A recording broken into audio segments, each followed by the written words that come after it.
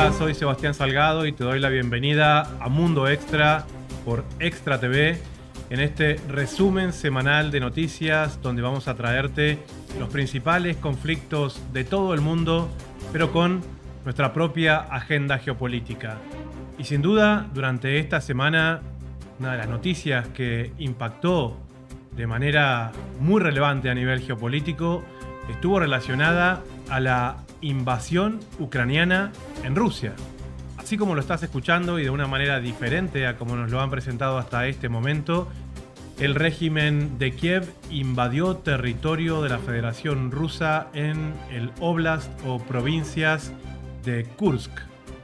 Una serie de ataques militares que realizaron una presencia efectiva en algunas localidades, pero que, según las informaciones que estamos teniendo en este momento, ha sido respaldada por las fuerzas de la OTAN y al mismo tiempo utilizando soldados mercenarios de diferentes nacionalidades.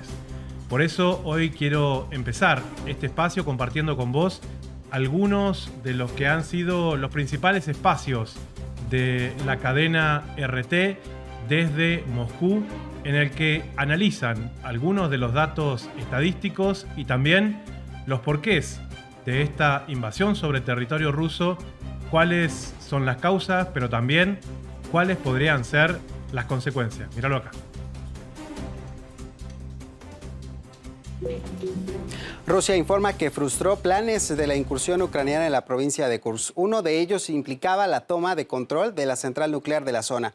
Se indica que las tropas rusas asestaron un duro golpe al enemigo que, según denuncia Moscú, termina recurriendo a métodos terroristas. Tal es el caso del uso de drones que impactan en la población civil y contienen componentes de países de la OTAN. Betsabe Sumaya nos tiene más detalles. Betsa, cuéntanos qué es lo que se puede aportar en toda esta situación. Claro que sí, Alex. Vamos a empezar justo para ubicarnos de manera geográfica dónde han acontecido todos estos ataques. Lo tenemos en color rojo y este territorio es ruso, es decir, es Rusia. Tenemos la provincia de Rostov, Volgogrado, tenemos también Belgorod, Kursk, Oriol, Briansk y Nizhny Novgorod. Bueno, ha habido ataques con drones, como ya lo decías, y otros más con misiles.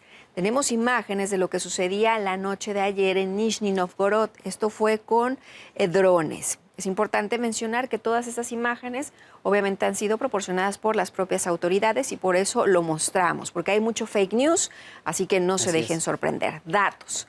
Víctimas civiles de ataques de Ucrania con drones. Desde enero del 2024, es decir, desde que inició el año, no son los recientes, es un conteo. Tenemos 124 muertos, 723 heridos. Estos datos los ofrece el Ministerio de Relaciones Exteriores de Rusia. Les recuerdo, es de que inicia el año a la fecha. Ahora, es importante saber, también tú ya lo venías diciendo, ¿qué es lo que pasa con estos artefactos? Muchos de ellos son de fabricación occidental con componentes o completitos. Así es. Y luego, obviamente, los países occidentales dicen, no, nosotros no nos estamos involucrando. Niegan implicación. Así es. Vamos a escuchar lo que dice el enviado de Rusia para crímenes de Kiev. En febrero-marzo de este año, el secretario general de la OTAN, Stoltenberg, declaró repetidamente que la OTAN compraría 1 millón de drones para el régimen de Kiev. El Reino Unido y Letonia informaron que encabezarían una coalición y suministrarán a Kiev drones y miles de vehículos aéreos no tripulados. Dentro de los drones utilizados por los combatientes ucranianos para atacar objetivos civiles, nuestros expertos encontraron piezas fabricadas en Estados Unidos, Canadá, Suecia y otros estados de la coalición occidental.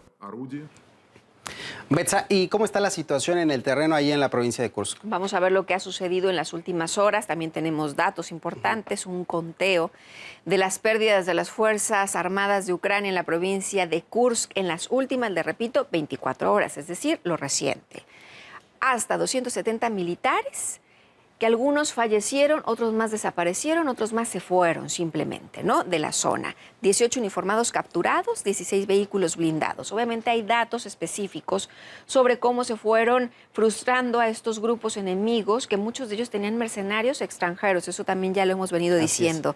Acá las imágenes de estos 18 detenidos, tenemos obviamente las condiciones en las que los toman y posteriormente los llevan a resguardo. Las unidades que han sido eliminadas con este obviamente objetivo. Todo esto es cortesía del Ministerio de la Defensa de Rusia, es decir, oficiales. Esto es lo que está sucediendo en Kursk y de esto hemos estado hablando ahora.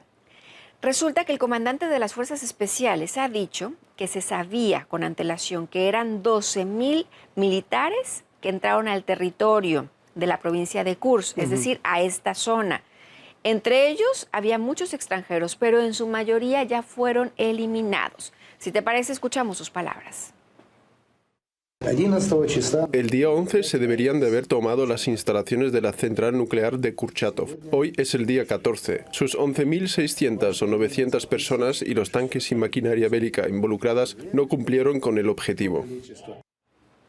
Y también es importante saber la voz de las autoridades. Desde el Ministerio del Exterior de Rusia, María Zaharova habla de manera directa, contundente y asegura que en estos casos la ONU o las voces internacionales deberían de hablar de lo sucedido. Vamos a escucharla.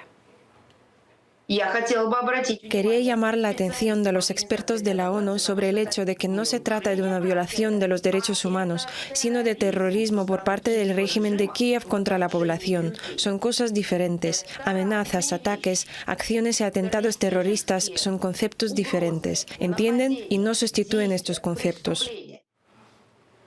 Y no nos podemos ir sin explicar qué es lo que sucede en estas imágenes, porque obviamente los más afectados siempre son los ciudadanos, la gente de a pie, las familias, los niños, los ancianos, los que viven en Kursk, que obviamente tienen que despertar con el sonido de las alarmas, de los aviones, de los helicópteros y con el miedo de perder no solamente sus hogares, sino la vida.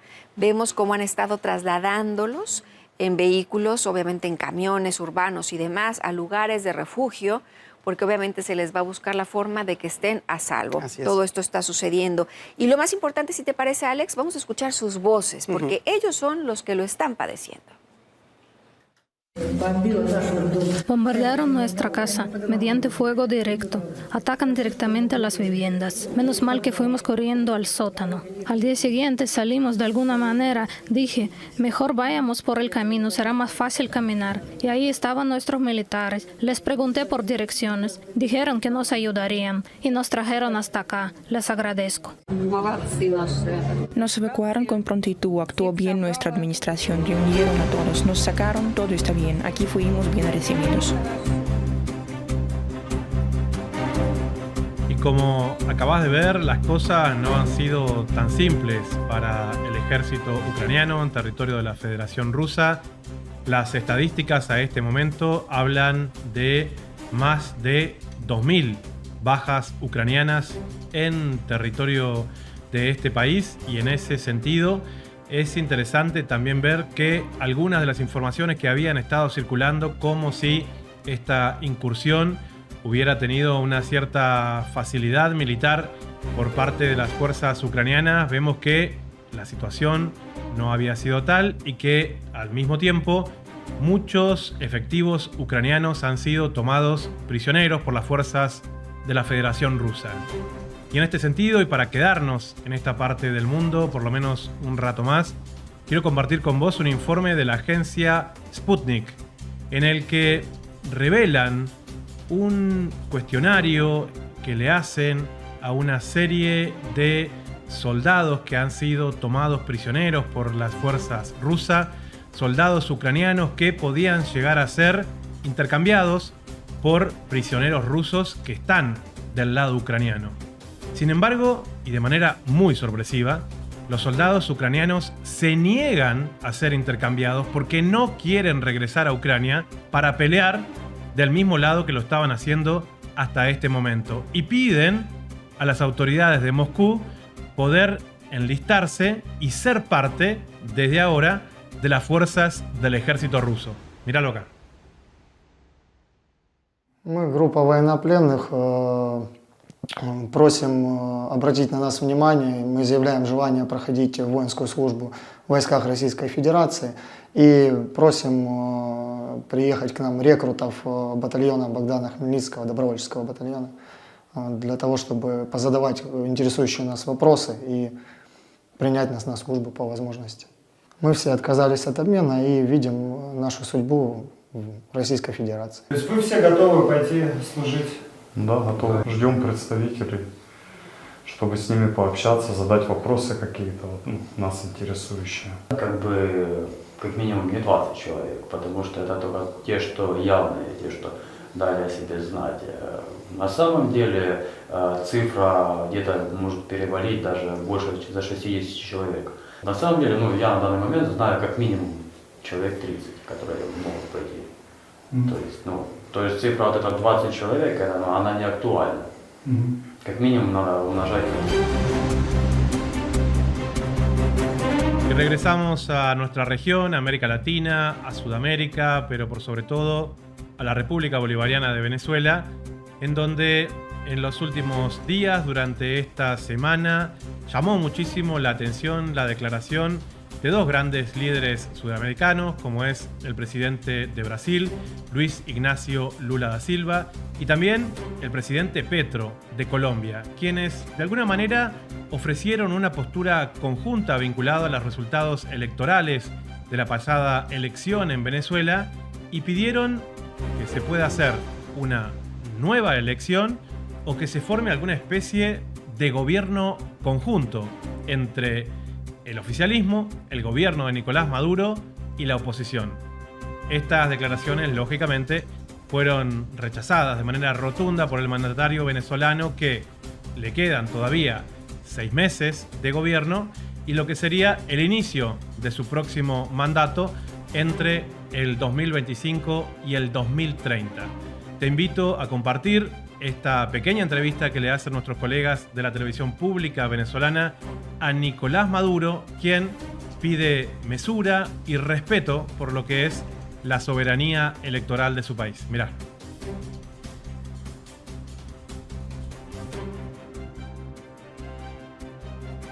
Presidente, el presidente Petro y Lula hablan de una nueva elección. El presidente de Estados Unidos, Joe Biden, dijo en un primer momento que él apoyaba una nueva elección y después dijo que había entendido mal esa pregunta y dijo que no lo apoyaba. Mientras que Andrés Manuel López Obrador dice que no es prudente hacer esa propuesta y dice que hay que esperar lo que diga el Tribunal Supremo de Justicia. ¿Usted qué responde?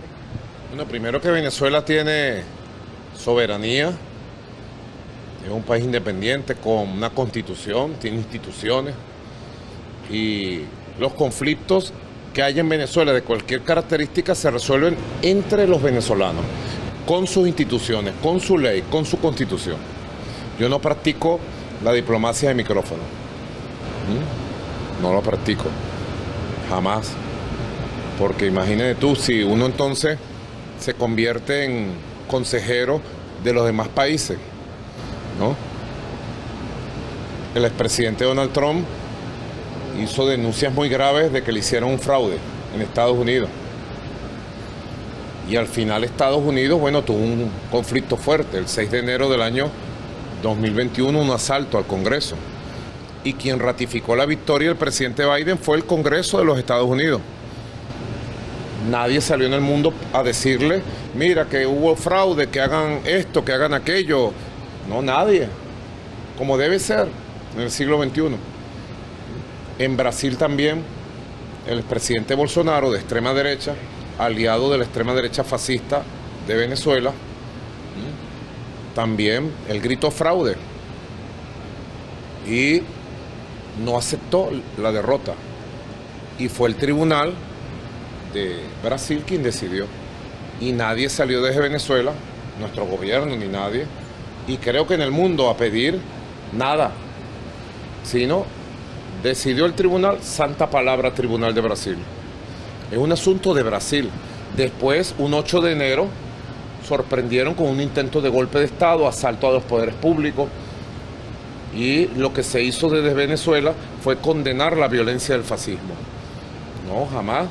Nosotros no practicamos la diplomacia de micrófono.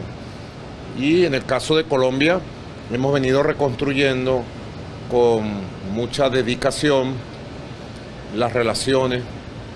Creo que van bien las relaciones con el presidente Petro. Nosotros en privado hablamos muchos temas siempre. Nos llamamos por teléfono y hablamos muchos temas también. ¿Ves? pero jamás yo con Colombia practicaría la diplomacia de micrófono. Nunca, no lo voy a hacer jamás. Yo soy el garante de la negociación de paz. Venezuela es garante. Y jamás voy a dar opiniones sobre qué debe hacer Colombia para superar la guerra que está terrible, cada vez peor.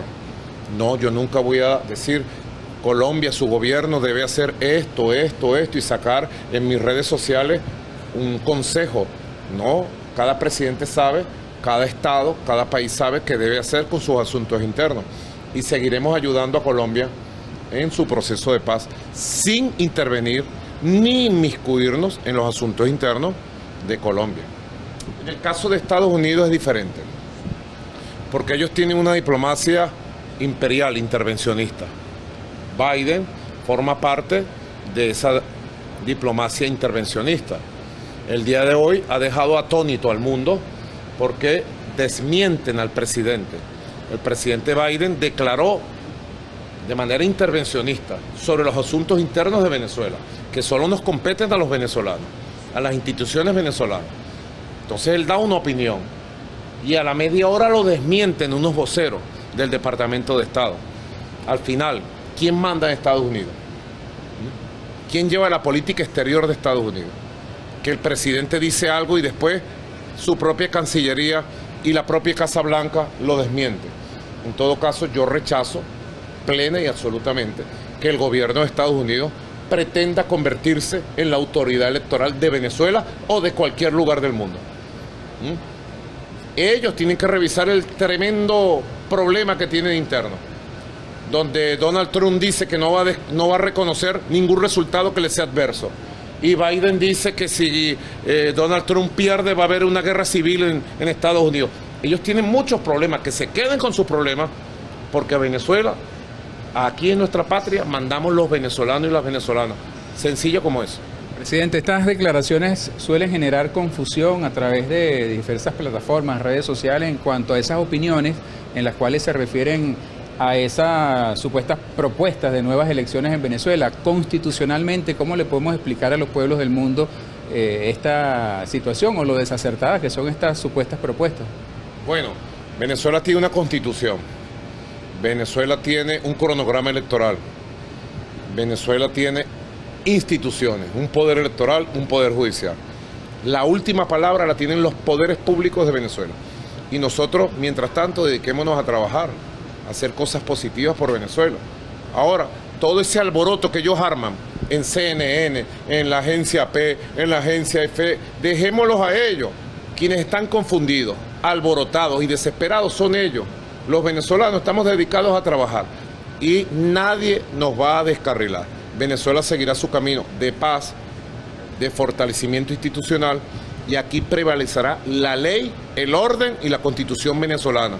Sencillo como eso, somos un país soberano y lo vamos a volver a demostrar. Presidente, también quería preguntarle sobre el inicio del proceso de peritaje que realizó hace pocos momentos y que también informó la magistrada del Tribunal Supremo de Justicia. ¿Cuál es su opinión al respecto sobre este proceso? Bueno, estuve viendo el pronunciamiento de la Sala Electoral del Tribunal Supremo de Justicia y me parece que ellos mantienen bien informados a la opinión pública. Respeto todos los pasos procesales que están dando, mi mayor respeto a los poderes públicos, al Poder Judicial, y bueno, esperemos que ellos desarrollen su trabajo y en el momento que ellos estimen, de acuerdo a los procesos que están llevando, de acuerdo a la ley, ellos darán una sentencia definitiva. Así que creo que es una buena noticia para toda Venezuela que el Tribunal Supremo de Justicia en su sala electoral esté haciendo el trabajo que todos esperamos que se haga y este contencioso electoral, como dice la Constitución, como dice la ley, se resuelva en la máxima instancia que Venezuela creó en su Constitución para este tipo de asuntos. Bueno, gracias a ustedes. Seguimos hablando de procesos electorales y seguimos en América Latina, pero nos vamos a los Estados Unidos mexicanos, donde Claudia Sheinbaum, la ganadora de las pasadas elecciones y continuadora del proceso político que se conoce como la 4T o la Cuarta Transformación, que reivindica 4 momentos históricos y políticos en México, como fue el proceso de independencia, el proceso de la Revolución Mexicana, el inicio de la democracia y en estos momentos lo que serían los albores de una democracia realmente participativa. En ese sentido, el Consejo Nacional Electoral de México dio los avales para que Claudia Sheinbaum, de manera muy próxima, se convierta en la primera mujer presidente de los Estados Unidos mexicanos. Míralo acá. Doctora Claudia Sheinbaum Pardo, me honra ser la primera voz que se dirige a usted de forma oficial como presidenta electa de los Estados Unidos mexicanos, por haber obtenido el mayor número de sufragios entre las candidaturas contendientes, la más alta votación en la historia electoral de nuestro país. Al recibir la constancia que la legitima para gobernar nuestro país, se consolida en México nuestra reivindicación histórica, dignificándose el liderazgo de las mujeres en la vida pública. Su nombre se inscribe en la lista de las actuales 26 jefas de Estado y de Gobierno del mundo, 5 de ellas en América Latina y el Caribe. Y con este mallete, en nombre de la paridad, la inclusión, la legalidad y la constitucionalidad, la declaramos presidenta electa de los Estados Unidos mexicanos. El día de hoy, marcado ya en la historia de México, no llego sola, llegamos todas. Me comprometo a luchar para seguir construyendo igualdad y libertad para todas las mujeres mexicanas y de cuidar, como lo hacemos las mujeres, responsablemente el porvenir de nuestra patria. Que nunca más se trate al pueblo de México con desprecio, con clasismo, con racismo o a las mujeres con machismo. Que nuestras raíces y nuestro destino están en la fraternidad, en el humanismo, en ser tratados siempre como iguales. Como primera mujer presidenta de México, sepan que actuaré con honestidad, gobernaré para todos y para todas las mexicanas y mexicanos. Hago el compromiso de no defraudar y de poner todo mi empeño, mi conocimiento, mi corazón, mi esfuerzo, mi voluntad y hasta la vida misma para servir a mi patria y a mi pueblo. ¡Que viva México!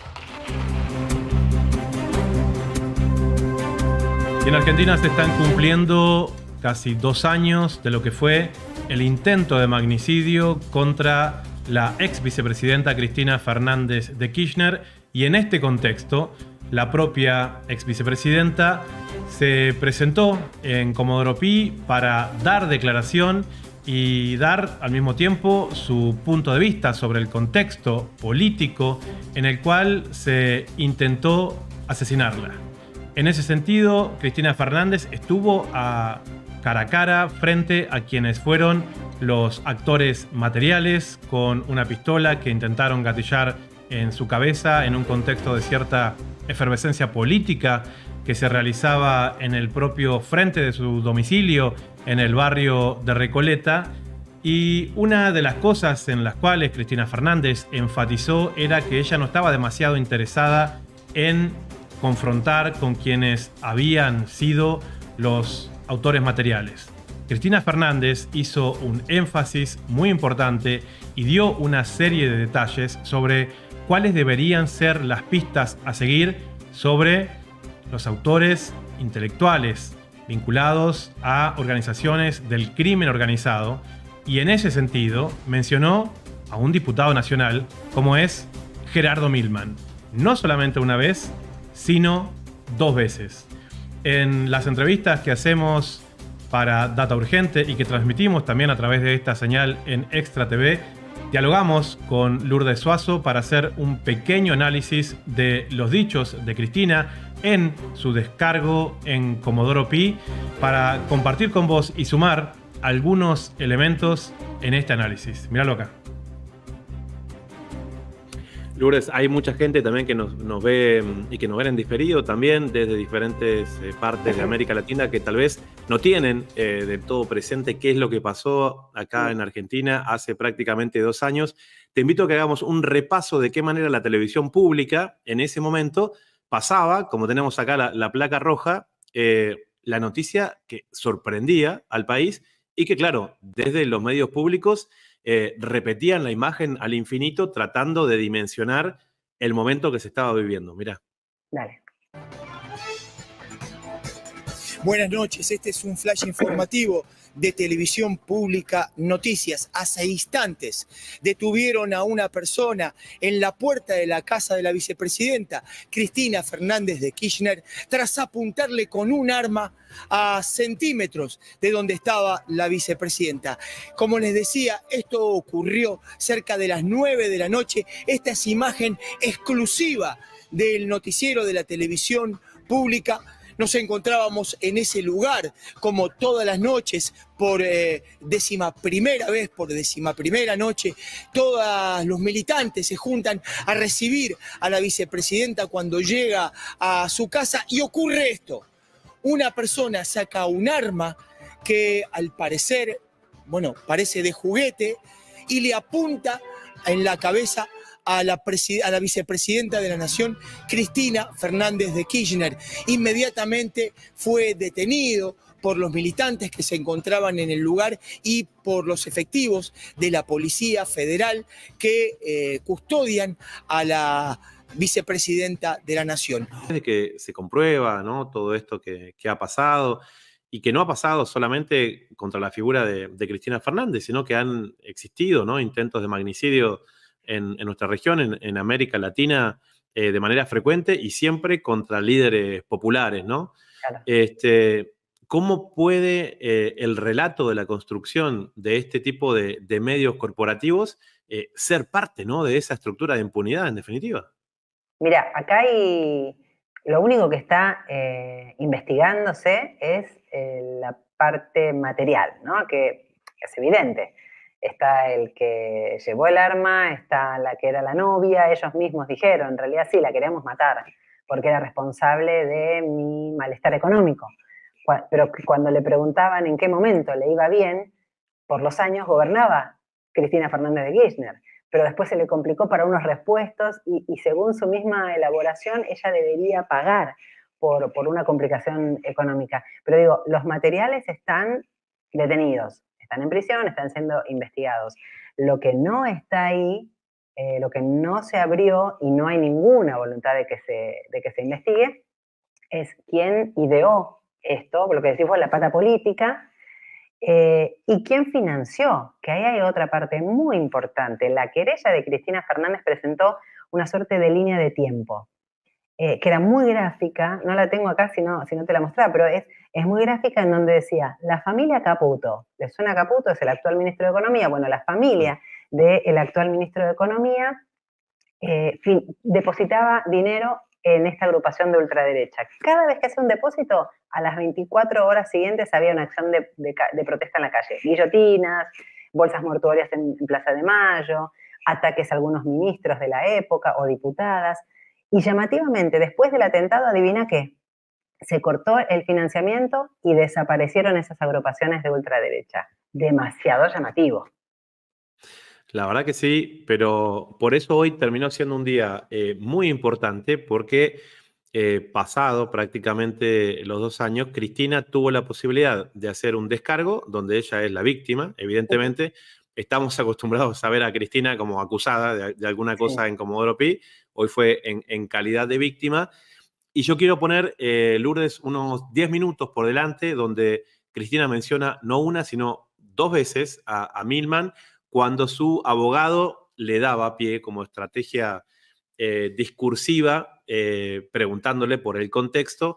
Ahí aparecen una serie de voces que quieren decir, no, de eso no hablen, como que querían que hablen solamente de los gatilleros que estaban en ese momento. Sin embargo, se toman el tiempo para contextualizarlo y vamos a decir, con la facilidad oratoria que tiene Cristina, me parece que queda bastante claro qué es lo que pasó ahí. A ver.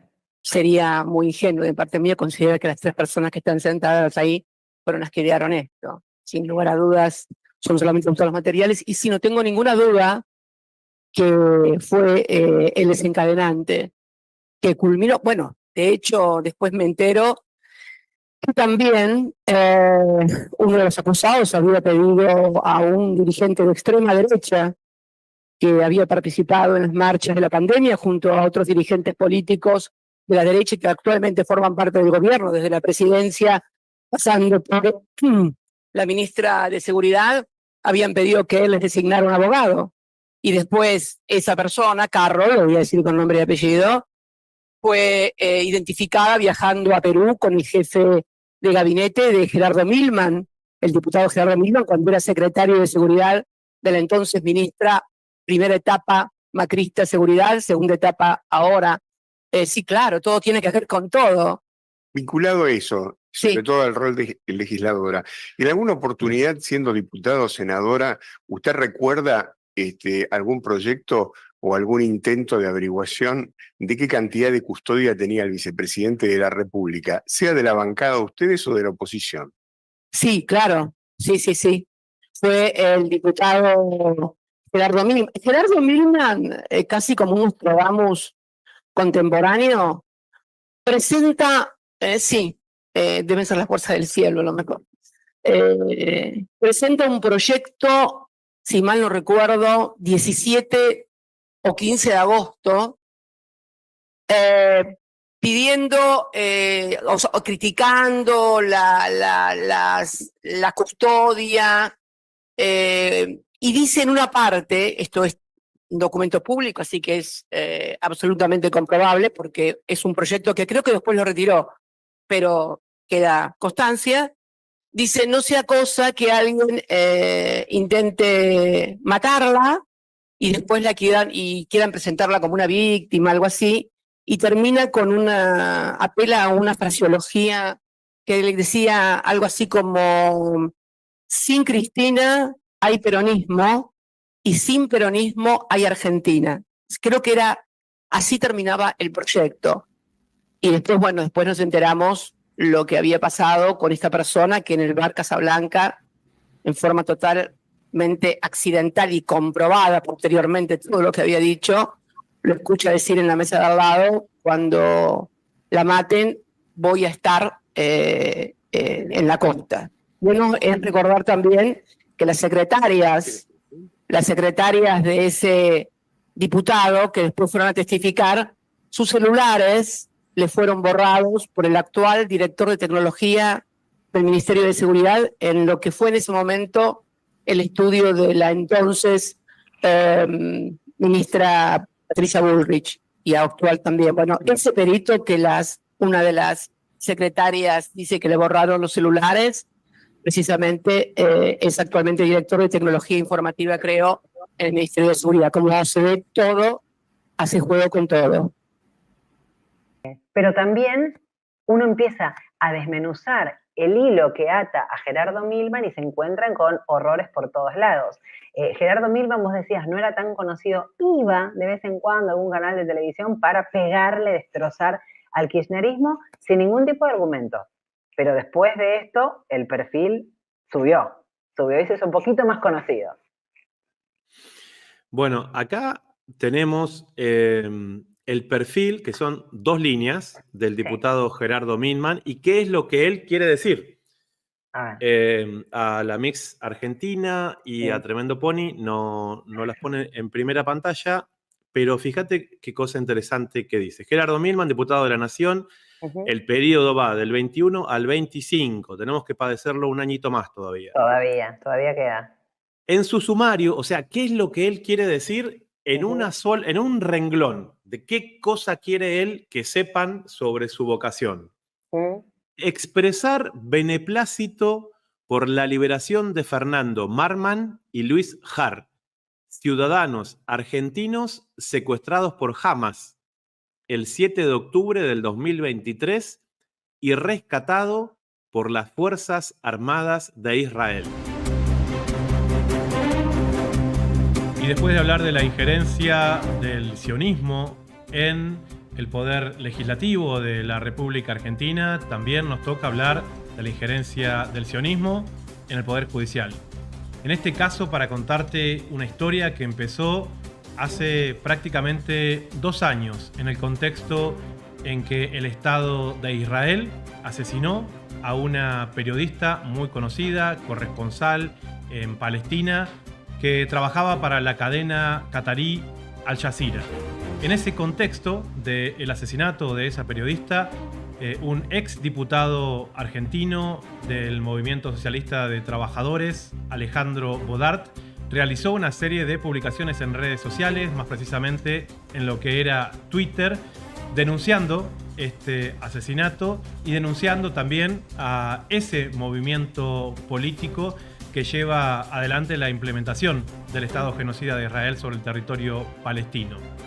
Las organizaciones pro-israelíes argentinas, como la DAIA, salieron a denunciar al propio Alejandro Bodart por hacer esta denuncia sobre el asesinato de la periodista que trabajaba para Al Jazeera en Palestina. Y esa denuncia conlleva actualmente un juicio en el que Alejandro Bodart tiene que defenderse porque lo acusan de antisemita. Míralo acá.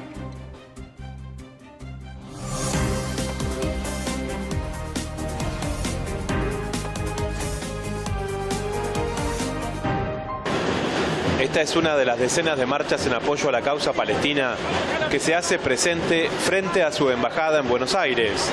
Movilizaciones con un gran apoyo popular, pero con baja presencia de legisladores. Bueno, ¿por qué venir hoy a la puerta de la embajada de Palestina? Sí, porque creo que es un deber de todos los que creemos que no podemos permitir más genocidios, limpieza étnica, apartheid en el siglo XXI. Hay que estar con el pueblo palestino que lo está sufriendo. Por dichos como este, en sus redes sociales, el ex diputado Bodart sufre una persecución judicial impulsada por la Asociación de Delegaciones Israelitas Argentinas, conocida como la DAIA. Cuando asesinaron en el año 2022 a una periodista de la agencia de la red Al Jazeera, cuando la asesinó el propio Estado, Alejandro sacó su repudio al asesinato en distintos tuits. En forma casi te diría inmediata, porque están la DAIA, está la propia Fiscalía haciendo como patrullajes cibernéticos. En forma inmediata salió la respuesta de la DAIA diciendo que lo iba a demandar y a denunciar por antisemitismo. Compareciendo en el juzgado de primera instancia en lo penal, contravencional y de faltas número 8 de la ciudad de Buenos Aires, ante la jueza Natalia Molina, Bodart reivindica sus palabras. Que me tiene a mí como imputado a través de una acusación de la DAIA de antisemitismo por apoyar al pueblo palestino. En realidad es una acusación completamente infundada que intenta coartar el derecho de opinión.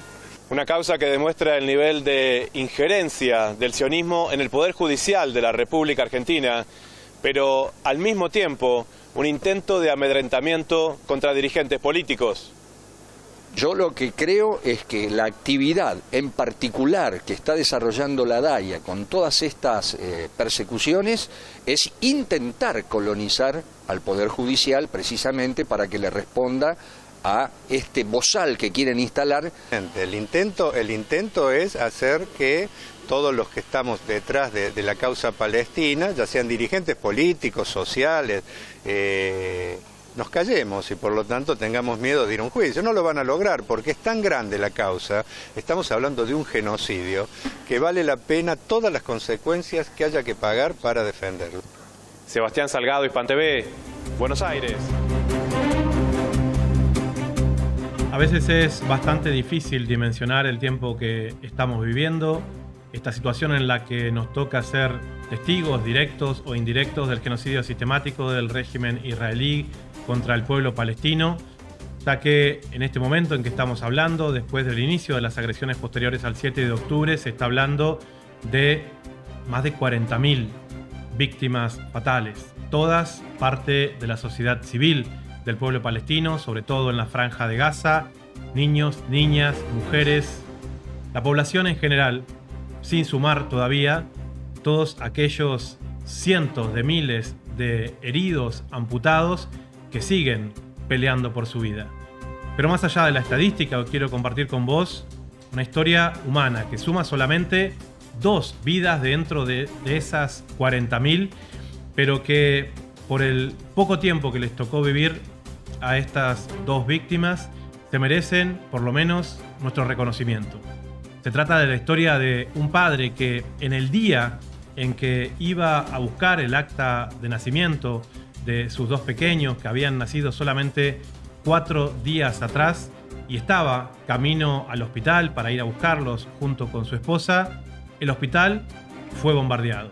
Prácticamente todas las personas que estaban ahí, los demás bebés en la sala de maternidad, la propia esposa y el resto de la familia que se encontraba también en el hospital, todos murieron de manera instantánea. Y este hombre se quedó en la mano con las 2 actas de nacimiento de esos hijos mellizos que habían nacido solamente 4 días atrás y que él nunca pudo conocer. Te comparto esta historia de mis colegas del canal Hispan TV en español para poder dimensionar no solamente la estadística, sino también el factor humano. Míralo acá.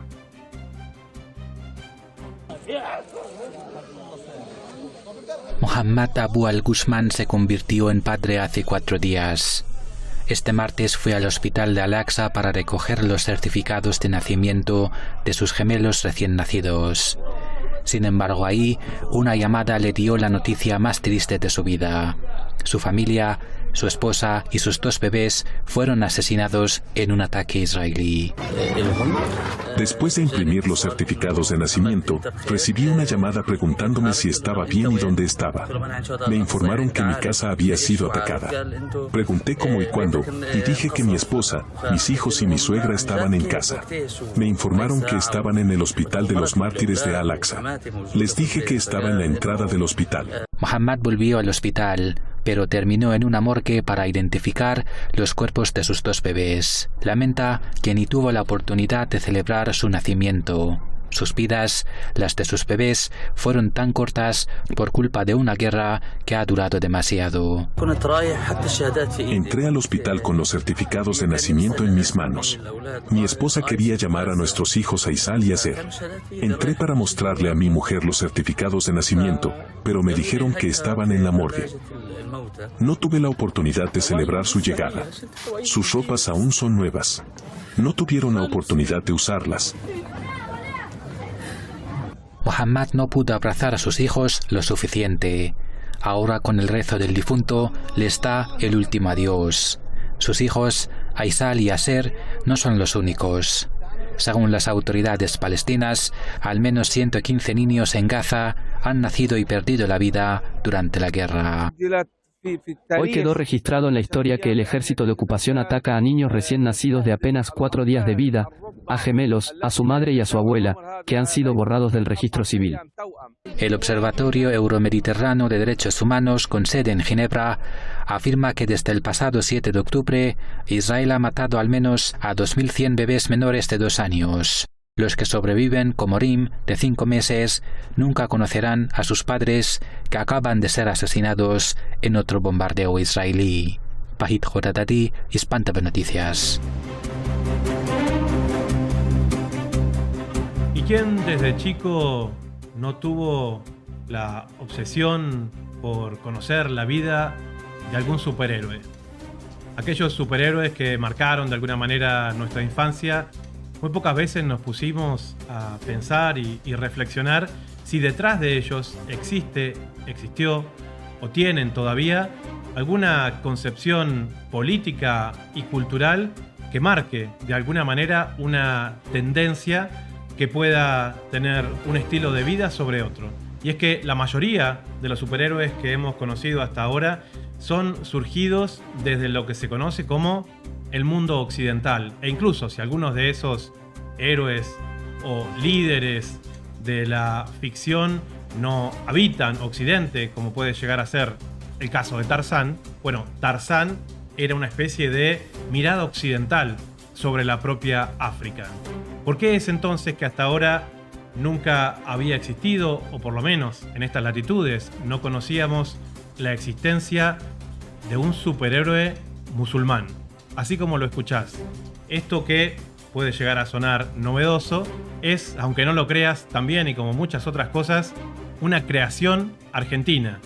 Y es que la comunidad musulmana sunita de los sufis empezaron a reunirse y pensar en este tipo de cosas, y a través de una historieta crearon la vida de Sham, un superhéroe que nace en la República Argentina, que emula la vida de otros tiempos, pero que definitivamente tiene una visión más cercana a lo que es el mundo islámico y una manera también de conocer esta religión.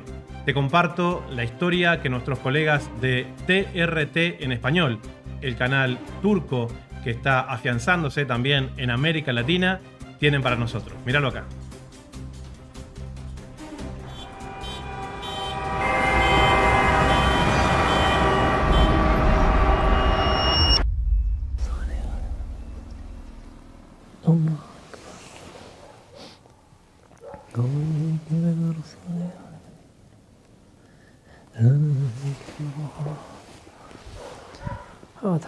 Mi nombre es Abdul Wakil Siko. Yo soy el primer musulmán en la familia. Yo me hice musulmán en realidad sin saber que me estaba haciendo musulmán. A mí lo que me atraía, en principio, como muchos conversos, era el sufismo. El sufismo, Rumi, los derviches giradores. Y eso sucedió hace 15 años que me inicié en el Islam, y desde entonces sigo cada día más enamorado de este camino. Me falta sal.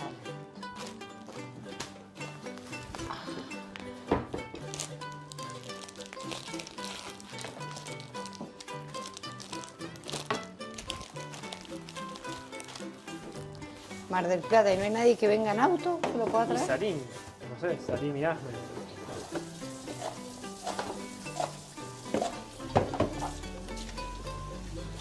Él es más derviche, puede dormir en la mezquita, ¿no? Yo creo que va a decir dormir en la mezquita. Total. Más que está solo. Shams, creo yo, es el primer superhéroe, por así decir, musulmán.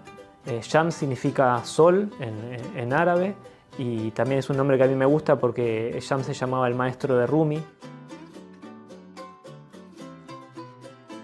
La idea era, se han hecho superhéroes musulmanes en Marvel y en DC, pero siempre eran como copias de los superhéroes ya instalados, ¿no? De Batman, de Spider-Man. Entonces siempre quedaban como imitaciones, ¿no? Como que, bueno, uno estaba creando un superhéroe musulmán, pero simplemente tenía un nombre árabe y era un poquito moralmente mejor que tal vez que todos los demás, pero no tenía una carga islámica desde adentro. Mi intención era crear un superhéroe que fuera realmente creado por un musulmán, digamos, y que viviera cosas del orden de lo islámico. Por ejemplo, él cada vez que pone la frente en la alfombra, cuando reza, se transporta a otro mundo. Y en nuestra tradición, cada vez que ponemos la frente en la alfombra, se dice que hay un viaje de la ascensión, es decir, que tu alma asciende a otra parte. Entonces, usando ese mensaje, él pues se permite hacer este tipo de viajes interdimensionales. Shams es un argentino, o sea, es un latinoamericano.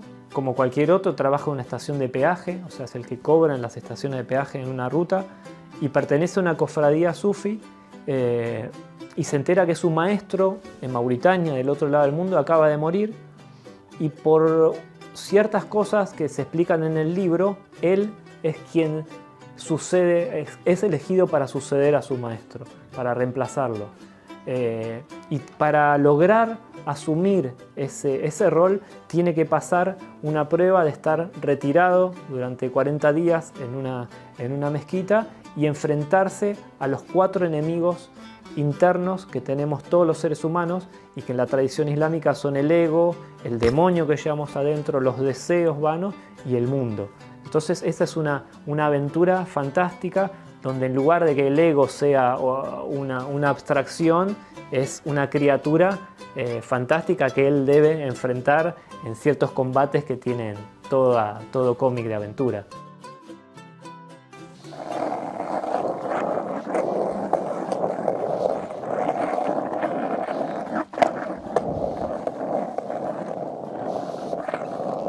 El Thor sin ser musulmán, con solo leer el guión, captó el espíritu de toda la aventura de Shams y le puso rostro y le puso pasión y le puso magia a toda la historia que yo me había imaginado. Ya le mandé 20 ejemplares con Marcelo de la fábrica de historietas. Genial. Sí, iría en otro inicio de parte. O sea, podemos claro. inclusive otra escena. Una con la otra. Claro. Sí, está bueno.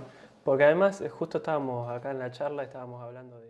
Sí, fue durante la pandemia, creo que fue fines de 2020, y Abdul me contactó por Instagram, que era bastante diferente a lo que yo venía trabajando, y ahí nos pusimos en marcha.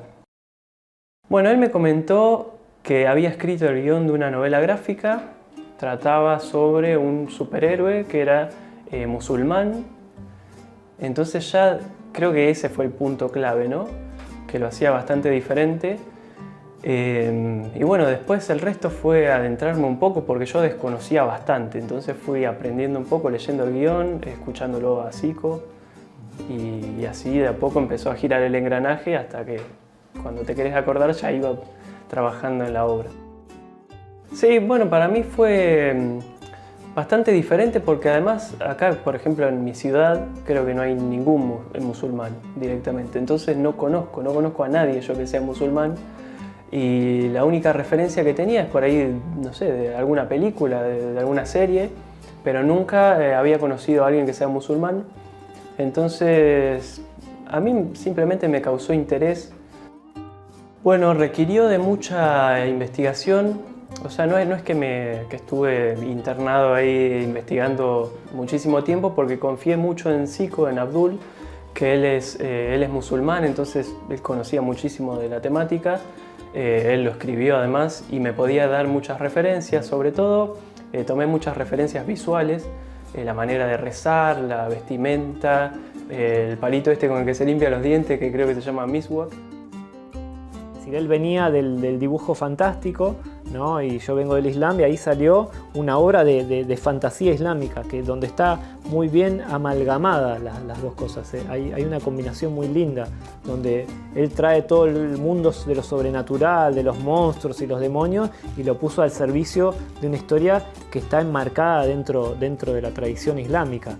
La verdad que, como te decía antes, él supo captar, a pesar de no ser musulmán, a pesar de no saber nada del Islam, supo captar muy bien el espíritu de los musulmanes. Y la parte de dibujo habrá durado más de un año, y la parte de escritura otro año más. Así que más o menos el total de todo el proyecto de Shams llevó 2 años. Después le sumamos la idea de incorporar música, le sumamos la idea de incorporar un video, le sumamos el color, que antes estaba en blanco y negro, después pensamos en el Tore que sería lindo ponerlo color, así que eso fue agregando un poquito más de tiempo también.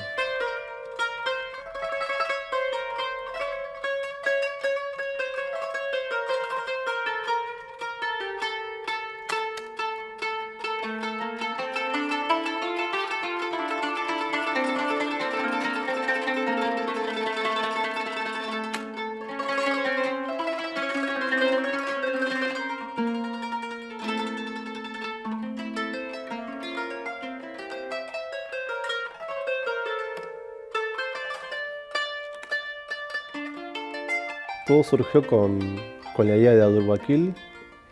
Nosotros ya nos estábamos conociendo y él sabía que yo daba clases de música, nos habíamos conocido en el Dergah, en el lugar de la orden sufi. Y un día me propone hacer la música para su cómic, me cuenta la historia, me cuenta de que está creando una historia de un superhéroe musulmán, cosa que a mí me llamó mucho la atención porque nunca había escuchado en mi vida ningún tipo de héroe musulmán, y menos con el estilo argentino.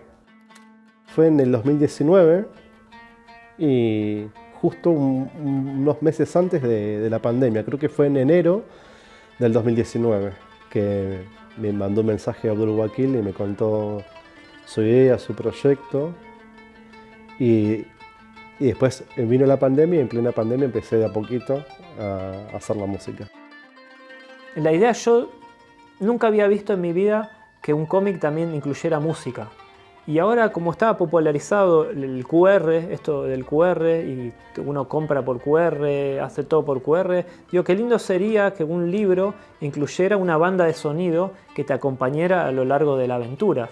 Yo lo conocí a Sami, que Sami es el director del ensamble Yerraje de Buenos Aires, un músico muy talentoso. Le propuse esto y la verdad que la música que él me devolvía era maravillosa.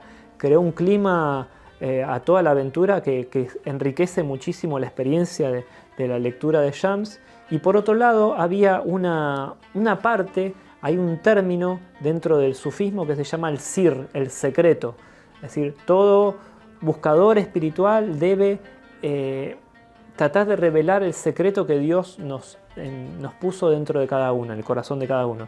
Entonces Shams, a medida que emprende el viaje y combate con todos sus enemigos internos, llega un momento donde se encuentra con el secreto, con el tesoro, el santo grial de esta historia. Entonces digo, ¿cómo voy a contar algo que es un secreto y que es muy difícil de dibujar? Entonces decidimos hacer un pequeño video que aludiera a lo que se habla del secreto. Entonces ahí hay unas imágenes que filmó Mutasalem que quedaron muy bien. Hicimos un pequeño clip donde, llegado a un punto de la aventura, hay un QR escondido en un lugar muy importante donde el lector pasa su móvil y ve un video, remite a lo que los sufis llamamos el secreto.